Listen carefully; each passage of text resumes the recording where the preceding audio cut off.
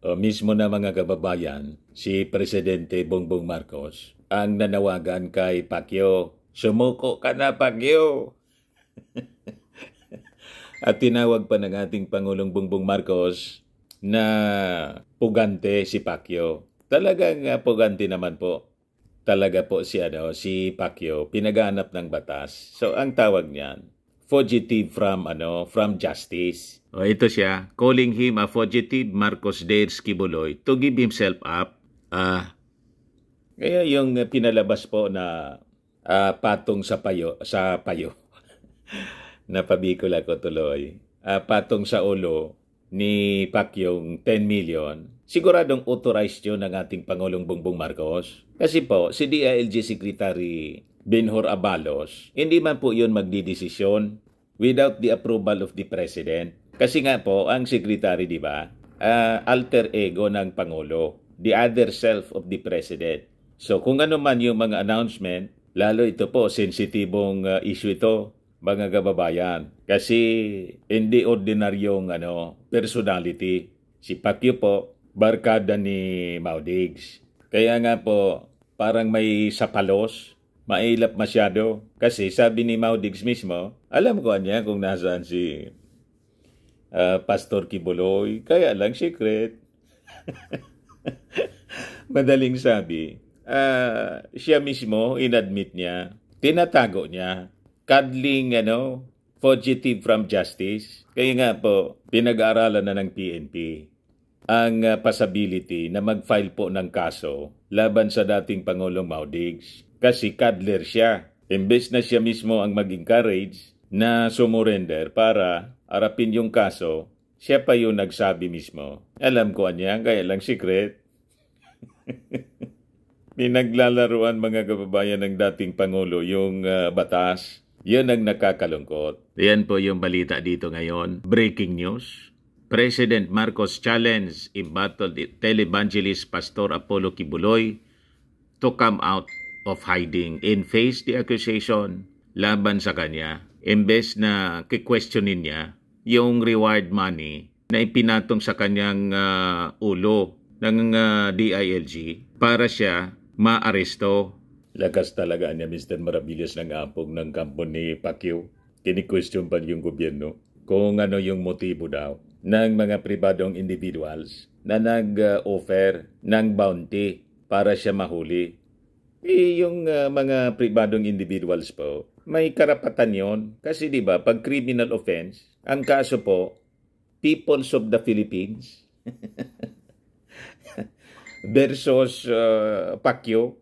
Ganun po pag criminal offense, laging Peoples of the Philippines. So dapat magpasalamat yung ating mga mamamayang Filipino kasi may gustong tumulong po sa ating gobyerno mismo at nagbigay sila ng 10 million pesos. Bali 15 million nga po kasi tigwa 1 million yung pabuya para doon sa mga kasama ni Pacquiao. Si Pacquiao 10 million, 1 million each sa 5 pa na mga kasabwat niya. Kaya yung hamon ng ating Pangulo, imbes anyang questionin mo, lumabas ka na sa iyong lungga. Tama?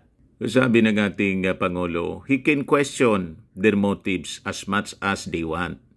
But magpakita siya, I question his motives. Let me question his motives. Bakit lagi kaming kini-question?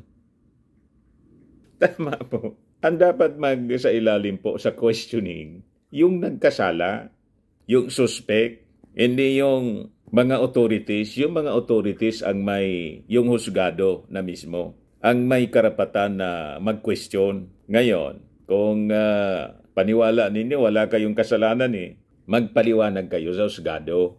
Hindi yan kung kanino kayo tumatakbo, lalo na sa media. Yung may sarili silang media yung SMNI. Doon kayo nagdadaldal sa pamamagitan ng inyong mga galamay. Sabi nga natin mga kababayan, si Pacquiao ang nag-challenge sa ating gobyerno na isampa yung kaso. Nang isinampa yung kaso, nag-disappear.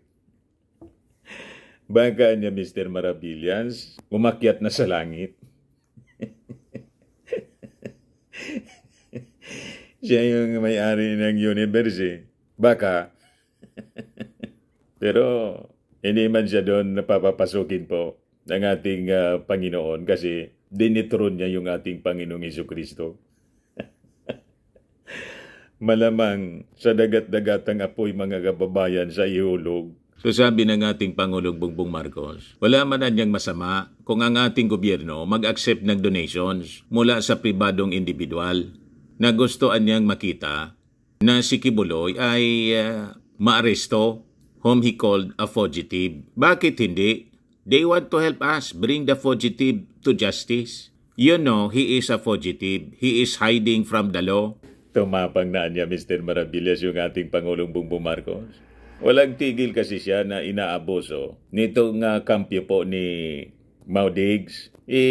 Nagpapakita na ngayon mga kababayan ng pangil yung tigre ng norte. Tama? So ang panawagan ng ating Pangulong Bongbong Marcos kay Pacquiao, sumunod sa batas. Sumunod ka anya sa proseso. Sinusundan lang naman anya namin ang batas. Sundin niya ang batas. Kibuloy and his co-accused have standing warrants of arrest for sexual and child abuse and human trafficking cases. Non-bailable po. Mabigat na pagkakasala, mga kababayan, ang kinakaharap ni Pacquiao. Kaya nga po, mga kababayan, ang patong sa kanyang ulo, 10 million pesos. Kaya kung sino man po ang nakakaalam ng kinaroroonan ngayon ni Pacquiao, gusto ninyong kumita, itsu-tsu na ninyo. Pero anya Mr. Maravillas, baka ang magkinabang lang ng 10 million, si Maudigs, yung kaibigan niya, kasi ang sabi, alam niya, iyan kung isusurrender mga kababayan ni Maudigs si Pacquiao, iwan ko kung qualified siya. Siya yung kukubra kung huhudasin niya yung kanyang kaibigan. Pero malayo po, yung 10 million kasi po, kayang-kaya ni Pacquiao yung tapatan. Tama?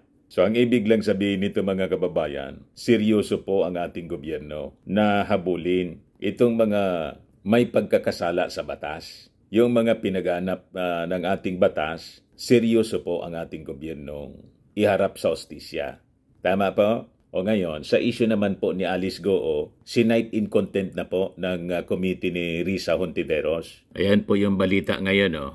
As reported ng Manila Bulletin, breaking news siya. Parehas nung kay Pacquiao, Senate panel cites Alice Goo, 7 others in contempt for skipping Pogo investigation po ng Senado. So ito ngayon mga kababayan, i-play natin yung report ng ng Manila Bulletin. So yan po siya.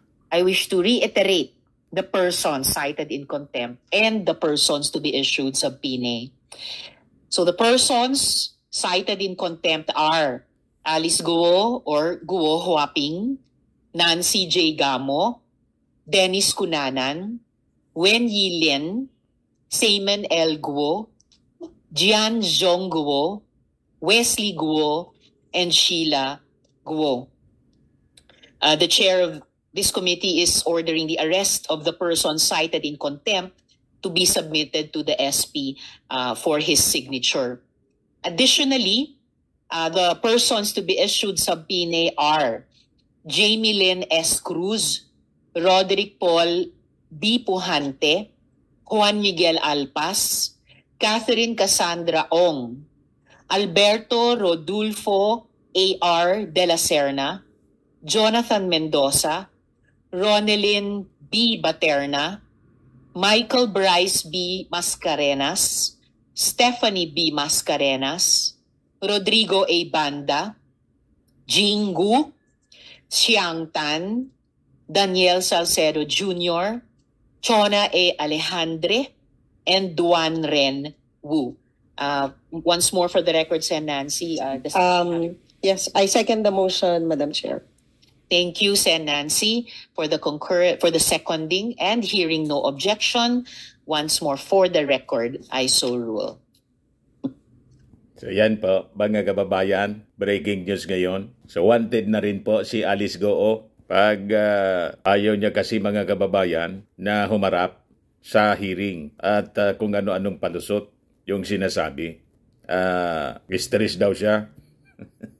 Hindi daw mentally fit siya na humarap dahil masyado nang na-stress. Yan ang sinasabi ng abogado. So with that, i-issue na po yung warrant of arrest, arrest order. So ipapahuli siya, mga kababayan, para iharap sa Senado. In contempt siya ngayon.